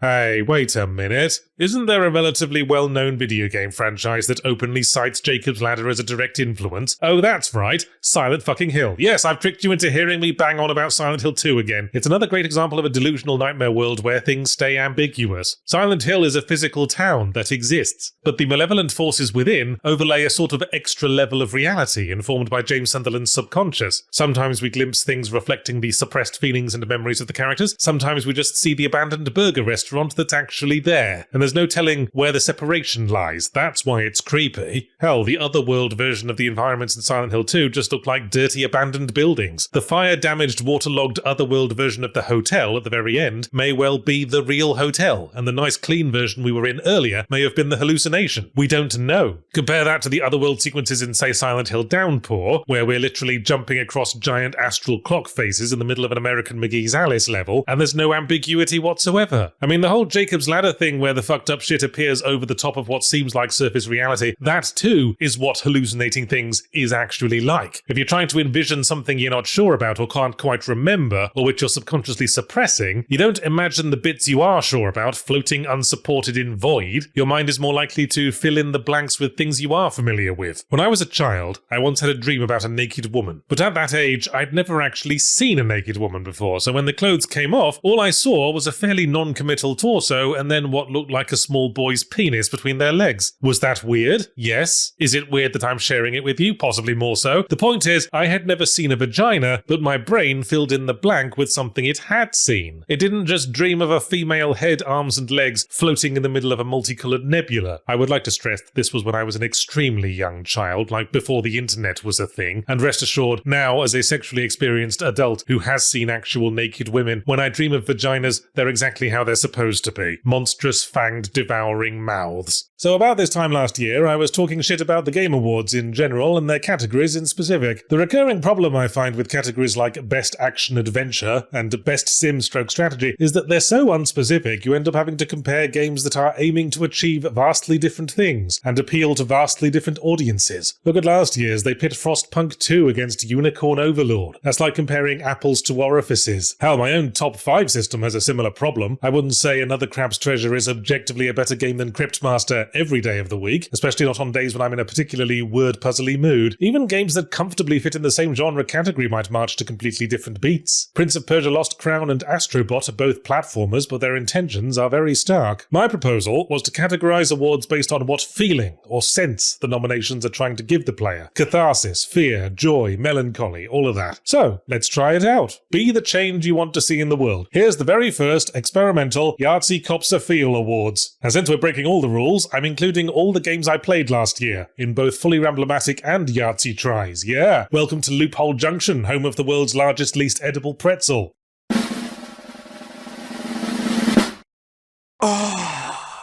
I stress that this isn't simply the prize for hardest game. It's more accurately best game that's just hard enough without making me rage quit. Something that made me feel like I needed to unlock my true power, like an anime character 5 minutes before the episode ends, and which gave me that rush of catharsis when I finally beat the bloody thing. This award I'm giving to 9 Souls, reversing the decision that made Another Crab's Treasure my number 2 game. 9 Souls is the slightly meatier challenge that tested a variety of skills, including combat, platforming, and tolerating small children.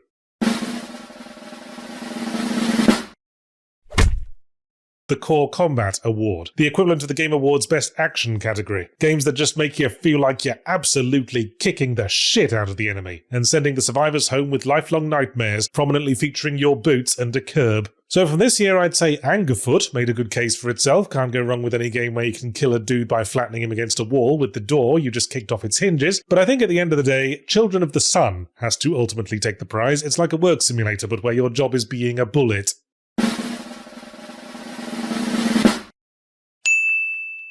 The game with the best and most interesting puzzles stroke deduction-based gameplay that wasn't just press all the buttons. Shadows of Doubt went 1.0 this year, but it's still a bit jank and the combat element's a bit annoying. So for a pure intellectual experience, I'm giving it to Lorelei and the Laser Eyes, with which I had some interface issues, but I did like how it's basically Resident Evil with puzzles instead of zombies.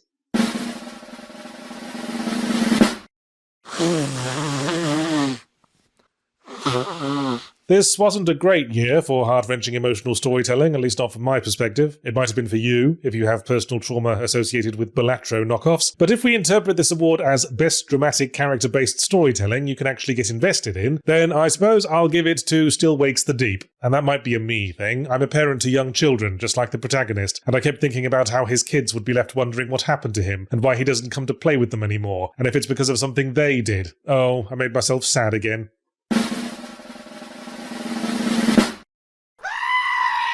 We're in Horrorland now. The best game that really got me on edge and had me flinching at every creak and distant burbling noise. Is this finally where we acknowledge the Silent Hill 2 remake? Not bloody likely. The real progress in horror games for me was made by the anomaly hunt genre. We all loved PT, but I was waiting for someone to come up with a core gameplay system that made the most of it and wasn't just generic combat. And that's what Anomaly Hunt does. It naturally creates paranoia and gets you in a good and scrutinous mood for when it's time for the jump scares. So the 10 Bells wins it. Not the only Anomaly Hunt game, but the only one set in a British pub, so fuck it, nationalism clinches it.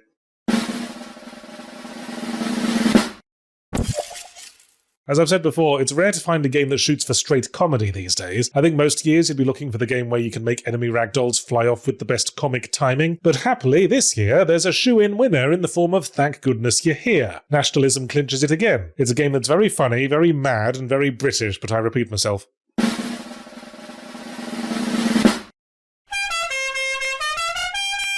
Best game for zoning out with a podcast to forever. Which sounds like damning with faint praise, but this is honestly the kind of game I want to play the most of, frankly. Especially if I've had a long day, I need to keep my hands busy, and I found a new video of someone talking about disgusting murders for an hour and a half. Tempted though I am to give another prize to Pacific Drive, it would be dishonest of me not to finally acknowledge Balatro, the Game Awards Indie Game of the Year. I have very distinct memories of the Adventurers Night Season 4 shoot in Washington DC, and the evenings with 4 or 5 of us lined up on the Airbnb couch all playing Balatro on our respective devices. It was like the world's least productive sweatshop. That's all I've got for right now, and it occurs to me that we might need a few more categories, because I've noticed that not a single one of the games in my fully Ramblomatic top 5 have earned a recognition here today. I think most glaringly we need categories for games that are trying to cover multiple bases. What would Metaphor Fantasio or Indiana Jones and the Great Circle be eligible for, is the question. Best game that made me feel like I was on an epic adventure or something? Let me know if you've got any ideas in the comments. I also think I need a category that covers games with really satisfying traversal, where it's just fun and cathartic to move around the game world. Best game that made me feel the wind in my hair, perhaps. Also, feel free to shoot me down on this, but perhaps we should also have an award for best game that gave me the horn. Oh, come on, we're all adults here, and it would be a big oversight to not acknowledge one of the most popular genres on Steam. Surely any industry needs proper feedback to improve. We can't expect porn games to just magically know what most efficiently gets our bellends flushed. Let's all get over ourselves, go around the room, and each talk about one way porn could be better. I'll start. I hate porn where they keep their shoes on. Makes me think they're not really into it. Like they're planning on throwing on a bathrobe and booking it out the door the instant they hear ice cream van music. I actually like VR. No one is more surprised by that than me, I assure you. Usually I come down against hardware gimmicks. From the moment the Wii was first envisioned and for every second of its existence I was talking shit about motion controls, how they're all very well for throwing your grandma a video bowling party, but for core games, immersive narrative games, they were a complete dead end. Having to swing my own arm to swing my sword in Wii Zelda games did nothing but pull me out of the experience and emphasize the sheer gulf between my noodly limbs and those of a determined heroic twink. I maintain that small button presses you barely have to think about are far more effective at keeping you absorbed in the fiction, but the motion controls involved in playing VR, I'm perfectly fine with. I genuinely feel badass drawing, reloading, pointing and shooting the pistol in something like Half-Life Alyx, or punching goons' faces in Arkham Shadow with a sound like an entire continent lifting up a few feet and then dropping back down. It doesn't mess with my immersion in VR, probably because VR brute forces the immersion so hard. You can't not be immersed, at least initially. You've got TV screens strapped to your eyeballs, for fuck's sake, so my brain is much more willing to meet it halfway. Besides, I can't get self-conscious when I can't see myself. I look down at my hands when I play Kinect games, and all I see is my clumsy fingers, my hairy forearms, the HP sauce stains on my sleeves, but I look down at my hands in VR, and I see naught but the mighty fists of Batman, probably spazzing out and clipping into something they shouldn't, but you can't have everything. So in short, I enjoy VR. I am also 100% certain that it will never, ever gain widespread usage or popularity.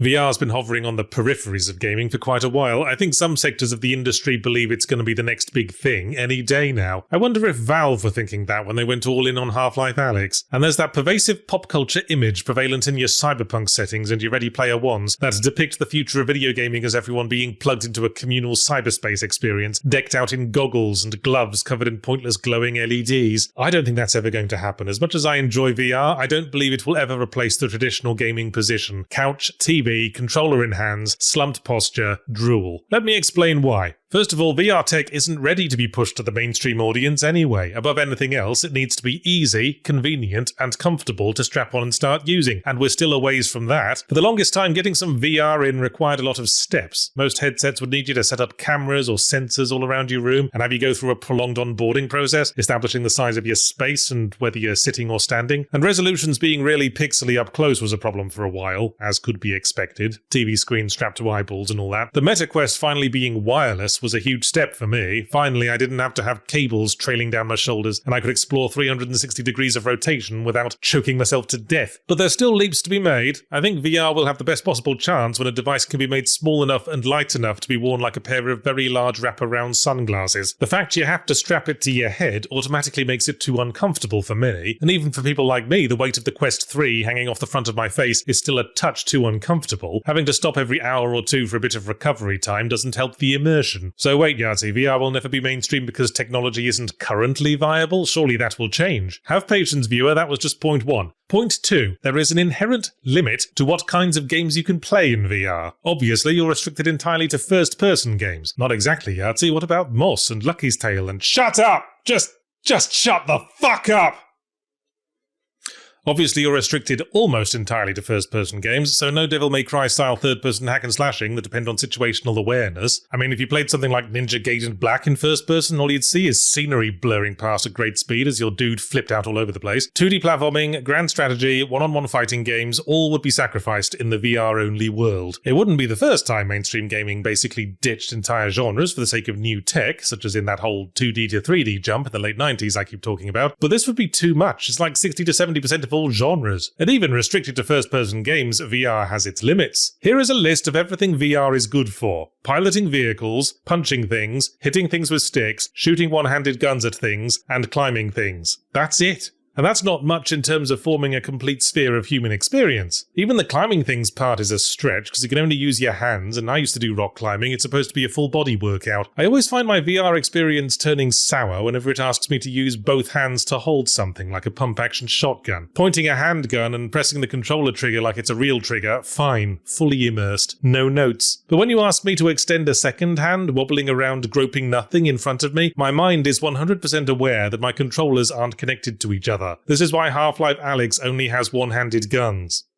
Besides the obvious reason. Oh, surely again, technology might one day fix that one too, Yards. Like by having some kind of magnetic tether system that connects the controllers to each other when necessary. Maybe someday all the technological limitations will be overcome. The controllers replaced with full-body suits, perhaps even direct neural interface like the Matrix, all in a form that somehow remains affordable to the average consumer. Since we're fully in the realms of science fiction, sure, it's possible. If we did have neural interface and had successfully digitized human neural data, using it for video games seems a bit petty, considering it'd trigger a fucking technological singularity at that point, and we'd all be implanting our brains into robot dolphin bodies. But fine, it's still not going to become the way everyone games. Why don't I think so? Well, as I said, way back in my extra punctuation about games that claim to let you do anything, the fact is that efficiency is what drives technological development. If someone wants to read the news online, they're not going to want to dive into Cybertown to visit the cyber news stand. They can just dig their phone out and look up the news. It takes seconds. Then they can go back to doing the washing up. I don't think most people actually want video games to be fully immersive. If you look at all the major games and gaming technology that have broken out into massive mainstream phenomena in the last couple decades, it's mostly casual and social gaming. Nintendo Wii, Guitar Hero, Pokemon Go, stuff that encouraged getting up and hanging out with your mates, not the immersive solo experience. Minecraft might be considered an exception, but I'd say there's still a strong social aspect there. It is a co-op game, popular with streamers. It's also very simple to play, at least on the entry level, and totally unrealistic, so you couldn't call it immersive. I think think most people are perfectly happy with gaming as a thing they don't have to devote 100% of their senses to. Hell, I'm a VR evangelist and I don't want it to be the only way I play games. Sometimes I want to have something running on the other monitor, or I might want to Alt-Tab out to write up a few notes or check my phone or grab another handful of chips. Isn't there something a little disquieting about completely cutting off your awareness of the outside world? I remember the first time I lost track of time playing VR, finally taking off the headset after several hours and discovering the sun had gone down and I'd been playing in pitch darkness. It just felt weird, like anyone could have walked up and stabbed me at any moment. You want to know what I think does have potential to be huge?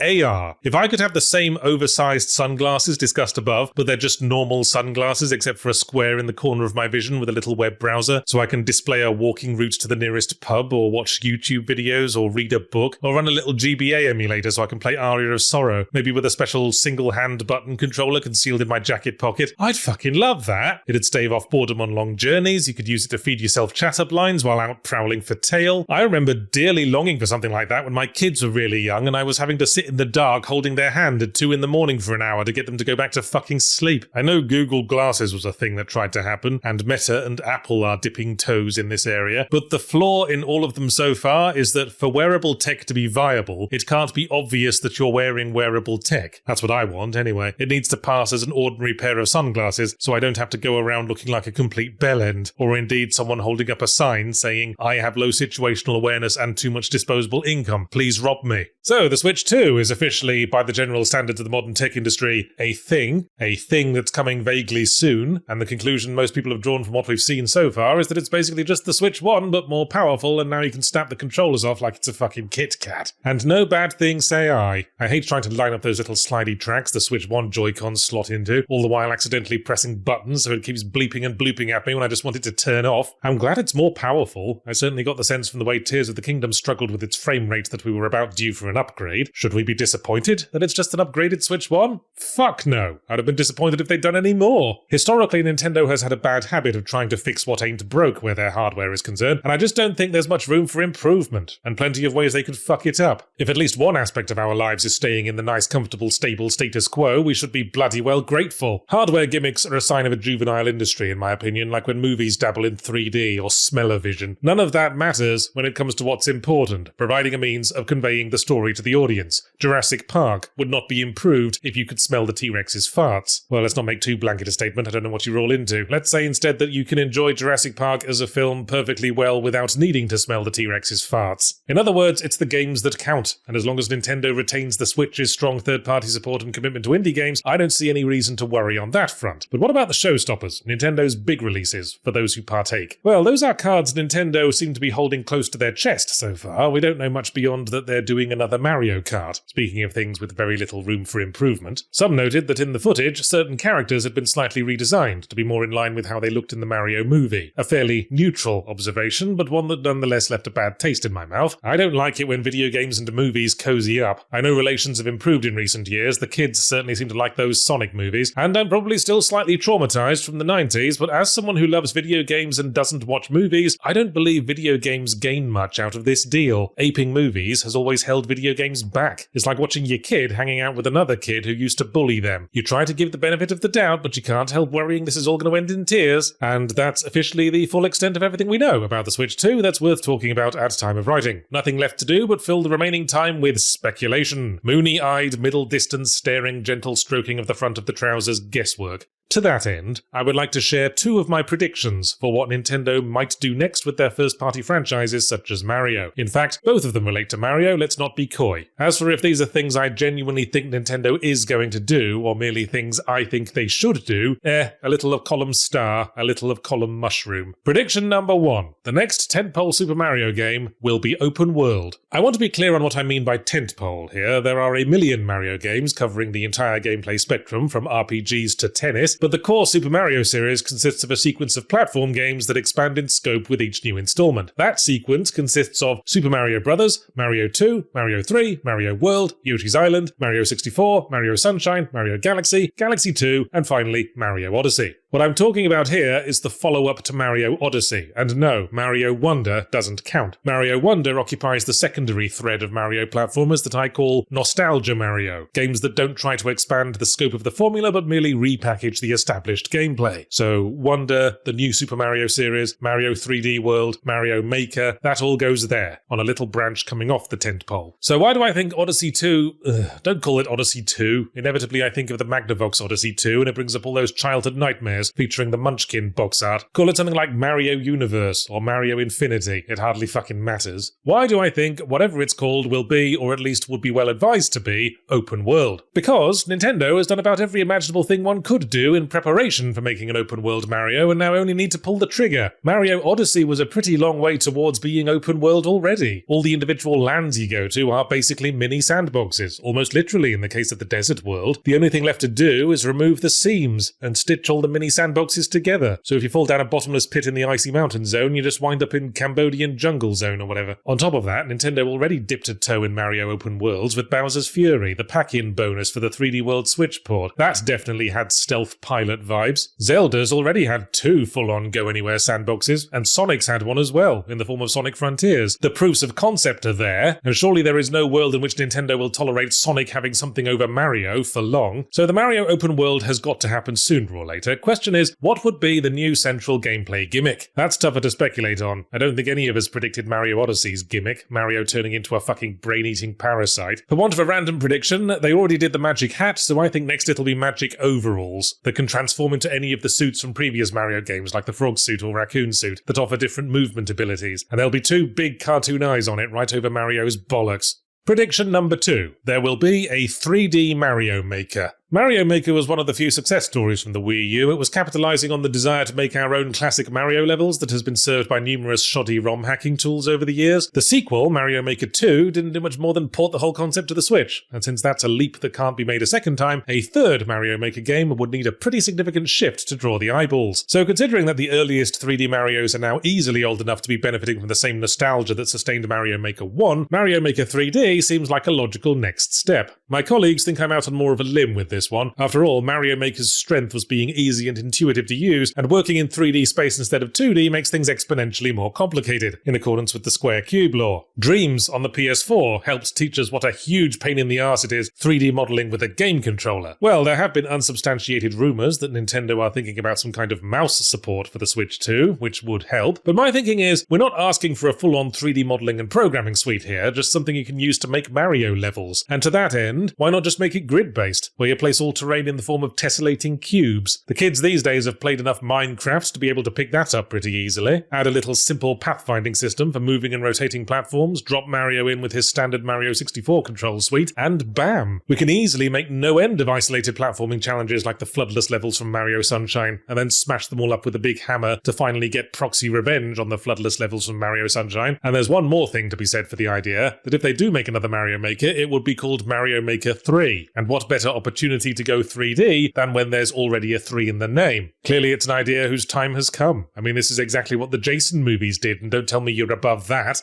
So a while back, in my video about voids in games, I mentioned that seeing a game's world descend into floating platforms now immediately sets my eyes to rolling. And there are other recurring tropes that prompt the same response. For example, whenever I'm happily strolling through the starting forest of a new game and notice a contextual button prompt inviting me to gather leaves and bits of twig, I immediately go, oh god, there's a fucking crafting mechanic. So let's interrogate that reaction. Because crafting isn't like voids, it's practically one of the staples of modern game design. By crafting, I mean the act of letting the player pick up random materials that have no real use except that they can be combined into something that is useful, although I'm sure if you're watching this you need no introduction. It's possibly a spiritual descendant of the point-and-click adventure inventory puzzle tradition where you combine thing with hat to make thing wearing hat. Why has crafting become such an indelible part of mainstream gaming, when functionally it serves precisely the same role as buying stuff from a shop? Combine gold with merchant's hand to make nicer sword, and all that. Well, I do think there is something inherently pleasing about taking two things and putting them together to make a third thing. Trust me on this. this. I'm a parent. And let me tell you, the satisfaction having kids extends a long way beyond just getting to nut in someone. There's a special investment one acquires in the things we create ourselves. My colleagues at Second Wind can attest how giddily excited I was in a meeting on one occasion to let them know that my youngest had for the first time gone poopies in the potty. Minecraft successfully harnessed the instinct of gamers of all ages, not just to kill and destroy, but to create and come away feeling like we did something constructive, even if in the long run building a make-believe skull fortress isn't any more lasting an achievement than killing all the make-believe monsters in Doom. But crafting has gone down a few rabbit holes since then, and somewhere along the line something went wrong. Influential though Minecraft was and is, it always surprises me that no one's really tried to imitate or iterate upon its central crafting mechanic, the thing where you drop materials in specific patterns on a 3x3 grid and try to draw the tool you want in massively oversized pixel art. So you put down 2 bits of wood as a handle and 3 bits of rock in a curve around the end, and ta-da! You make a pickaxe. I know the word genius gets bandied around a little too easily these days, but this is such a great crafting mechanic. Firstly, it's intuitive, easy to remember the recipes, 2 sticks with a rock on the end, sure, that'd make a shovel, no further questions. Secondly, it makes iterating upon recipes much more intuitive. We've established 2 sticks and rock makes stone shovel, logically 2 sticks and metal ingot makes metal shovel, bing bong so simple. Thirdly, it offers a canvas on which you can experiment and discover new recipes by following a certain kind of logic. I didn't know how to make a door, so I just put down a vertical rectangle of wood, and hey, that worked. Now I'm wondering how the fuck one would craft a wardrobe with this system, but how many of those do you need? Sure, it's such an original and idiosyncratic system you'd be instantly called out as a Minecraft knockoff for using it, but Fortnite knocked off PUBG for its Battle Royale mode, and that worked out perfectly well. No one complains as long as you make something better with it. The creative industries are practically built on that principle. But no, in virtually every other game with a crafting system, all you need is to have the ingredients, and your magic workbench does all the work for you. Insert 2 wood, 2 stone, and a big leaf, and out pops an assault rifle. That's not intuitive. That doesn't reward creativity. That's the hasty, unsatisfying wank to Minecraft's 6-month whirlwind love affair. That's like sniffing glue to Minecraft's smoking expensive custom-engineered Dutch weed. But of course the appeal of sniffing glue is that glue is a lot easier to source than high-grade marijuana. And it turns out the boring shopping list method of crafting can still induce the high one gets from creating something. Not a very powerful high, but if they keep making you do it, then I guess it adds up to something halfway satisfying. But when you break it down from a design perspective, all this is taking us back to just paying for things in a store, just with 500 different types of currency. What was that about 500 types of currency? I wasn't talking to you, live service games. What a brilliant idea! We're going to base our entire equipment system around forcing you to craft new gear that's functionally identical to your old gear, but with higher numbers, constructed from bits of random garbage, using recipes you can't intuit or discover through experimentation. Then we'll make the player grind up tedious repetitive combat to acquire the bits of random garbage in question, because if they don't do it, their numbers won't go up and the combat will be even more grindy and tedious than it would have been otherwise, and then we'll start charging money for the rarer bits of random garbage as well. Tee-hee, ha-ha-ha. Oh, you asshole live service games. You took a nice thing like crafting and refined out all the wholesome parts, turned it into just another way to sucker in the credulous. You saw all the kids having fun and indulging their creativity with their lovely Minecraft Legos, took notes, then turned around and got all the kids hooked on smack instead. That's why I hate the way crafting manifests in so many modern games now, because I'm keenly aware that it's there more to manipulate my emotions than to create a truly fulfilling experience. The worst thing is when improving a piece of gear requires a specific crafting material that only occurs in a specific part of the game. So if you move on to the next part without improving it, you're stuck with a piece of unupgradable tat until you go back to the old area and grind up whatever it was you needed. This is the precise opposite of giving the player a sense of forward progress. This is why I appreciated the crafting system in Eternal Strands, where instead of grinding to compile lists of highly specific ingredients, you can just use anything from that ingredient's classification. So a recipe will call for a kind of leather and a kind of metal, but any will do. Not the only game to do this. Dead Rising 3 did it. Pirate Yakuza in Hawaii does it with the cooking recipes. But I like how the items you create get different stats based on what you used. Add some of that spirit of experimentation back. It's like cooking. It's like when I'm making banana bread, but I don't have quite the amount of overripe banana the recipe calls for, so I'll make up the difference with some applesauce. It's all squashed up fruit. The rest of the batter won't care that much. The point is, don't give up, designers of crafting systems. I don't think you're done innovating yet. Here's a couple of free ideas. You know how Banjo-Kazooie Nuts and Bolts had that whole system for designing custom vehicles by clipping components together on a 3D grid system? I always thought that could also work for melee weapons. A logical extension of the Minecraft 3x3 grid system. Build your own sword out of metal and wooden cubes. Calculate the speed of animation and damage based on its size, shape, and weight of materials. I don't think it'd be that hard. Finally, we could realize our dream of going into battle dual-wielding our Minecraft golden penises. Second idea, do something like what Cryptmaster does with its potion brewing system and use the letters in the names of the ingredients. So if you had some rotten wolf's blood, you could take the letters S, W, O, R, and D and craft it into a sword. But then, the more different synonyms for sword you can create from the letters, the more powerful a sword you you can make. So if you combine Rotten Wolf's Blood with a Thomas Kincaid painting, you can make sword, knife, blade, and katana for a quadruple-powered bladed weapon. Then from the leftover letters, you can create Toilet Pond, which would add on some kind of poison-based elemental damage, I assume. There I go again, coming up with combat systems that only I would enjoy or be good at. I like anagrams, okay. Why not drop a comment pitching your own ideas for alternative crafting systems if you've got any? And remember to like and subscribe to the channel, and if you want to support more videos like this, join the Patreon. Or, as we anagram fans prefer to say, open the janitor.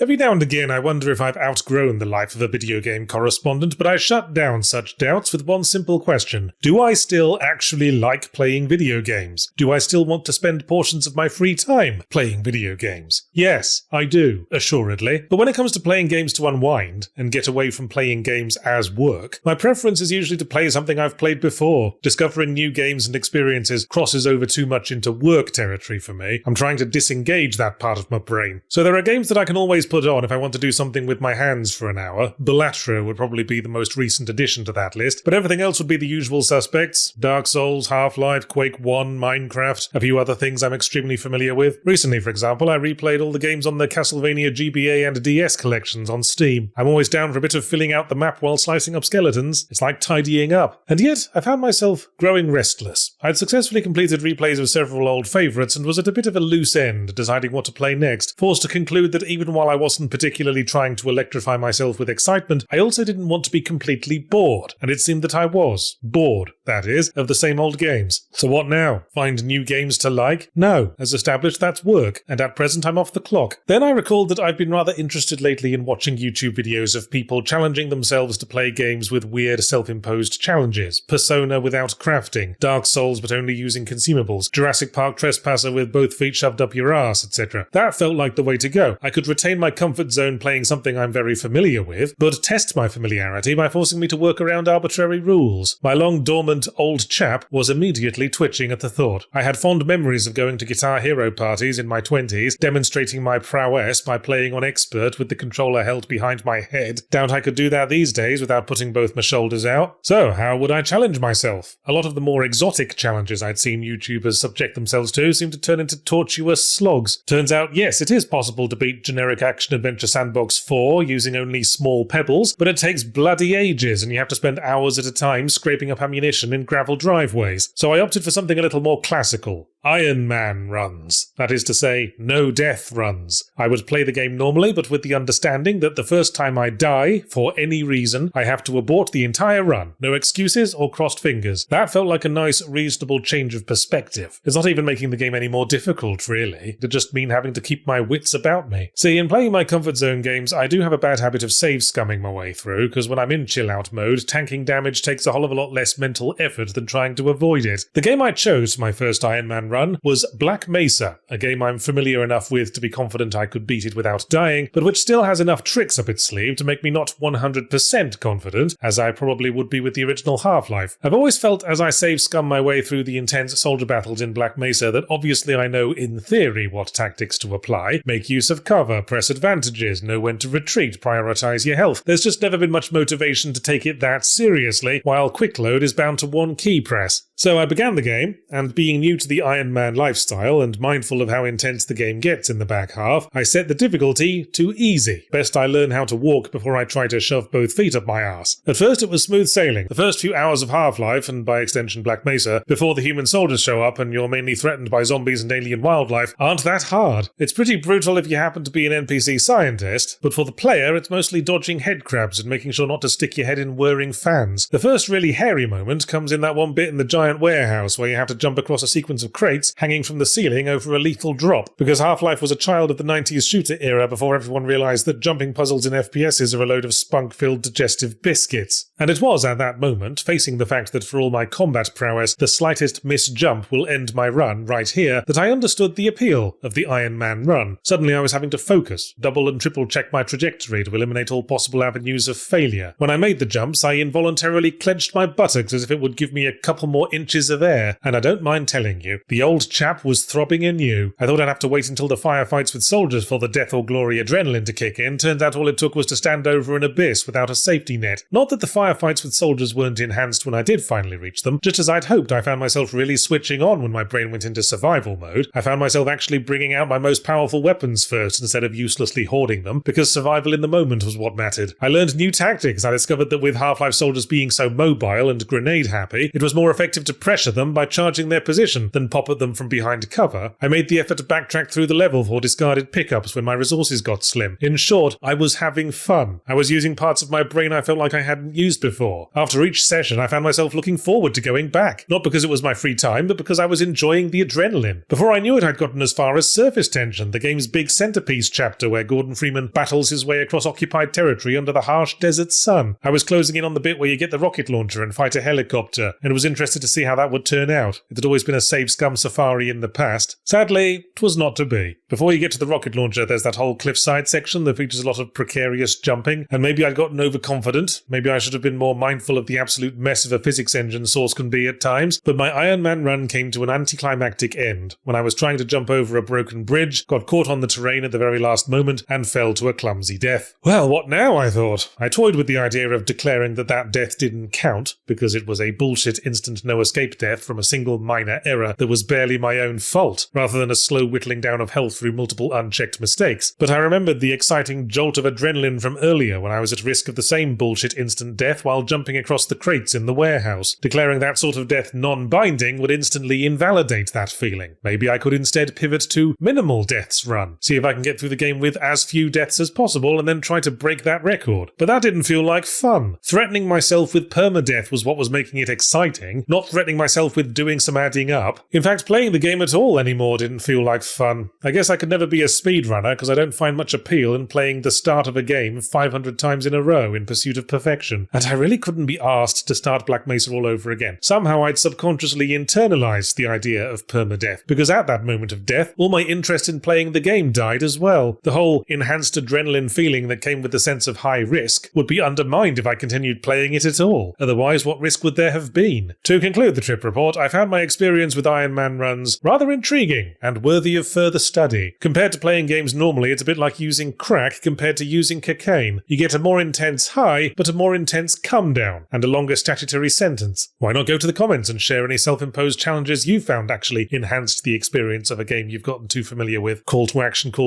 and remember to drop a like and a subscribe. Self-loathe, self-loathe. Game design is ultimately an exercise in number crunching. Walk speed, jump height, gravity, attack damage, reload speed, all of these are numbers, and the whole feel of the game can shift by adjusting them even slightly. Some games have absolute legions of numbers, especially role-playing games. Health, stamina, defense, strength, dexterity, poison build-up, number of legs. But it's surprising how many of the stats in a standard sort of combat-based RPG ultimately boil down to one of only two things: health or attack. The player's capacity for damage and their capacity to deliver damage. I mean, when you think about it, defense and armor are just loft conversions bolted onto health, and strength and stamina and mana are just different ways of managing damage potential. That's why it's academically interesting to consider the exceptions that have existed throughout gaming history, the character stats that are significant gameplay mechanics despite having no direct relationship with either preserving health or dealing damage. And there's one specific recurring one that I'm particularly fond of and wish to highlight today. Maybe it's down to my love of Lovecraftian horror, or the fact that mental stability is something I worry society at large is lacking these days, but I've got a soft spot for sanity meters. Now, there are quite a few games with something it calls a sanity meter, or a fear meter, or a frenzy meter, or whatever, but often these will functionally just be something tying back into health again. The sanity bar in American McGee's Alice, for example, is in practical terms merely what armor is in shooters. It just reduces the damage you take. The question that hangs over the sanity meter is what happens if you run out of it, and I've played more than one game where you start losing health instead. And yeah, that's just armor with a fancy name. I'm thinking of the frenzy meter in Bloodborne. It fills up, and then it's like the game runs out of ideas and has a little panic. Yeah, you lose a bunch of health. Sucks to be you. Is it supposed to represent something? Like our dude goes so crazy he starts punching himself in the bollocks? No, the sanity mechanics in games that really interest me are cases where losing sanity results in the game having leave to start fucking you about in interesting, creative ways. A game a lot of people will bring up at this point is the Lovecraftian generational survival survival horror Eternal Darkness on the Nintendo GameCube. Insufferable trivia nerds will also be quick to mention that Nintendo took out a patent on sanity meters thanks to that game, and that might be why there aren't that many games around with decent sanity mechanics. Yes, I know, but A, that patent expired in 2021, and B, even before then, I don't think Nintendo ever made a serious attempt to enforce it. I mean, I made a game with a sanity mechanic, and I don't recall any frighteners in Donkey Kong masks breaking down the door. But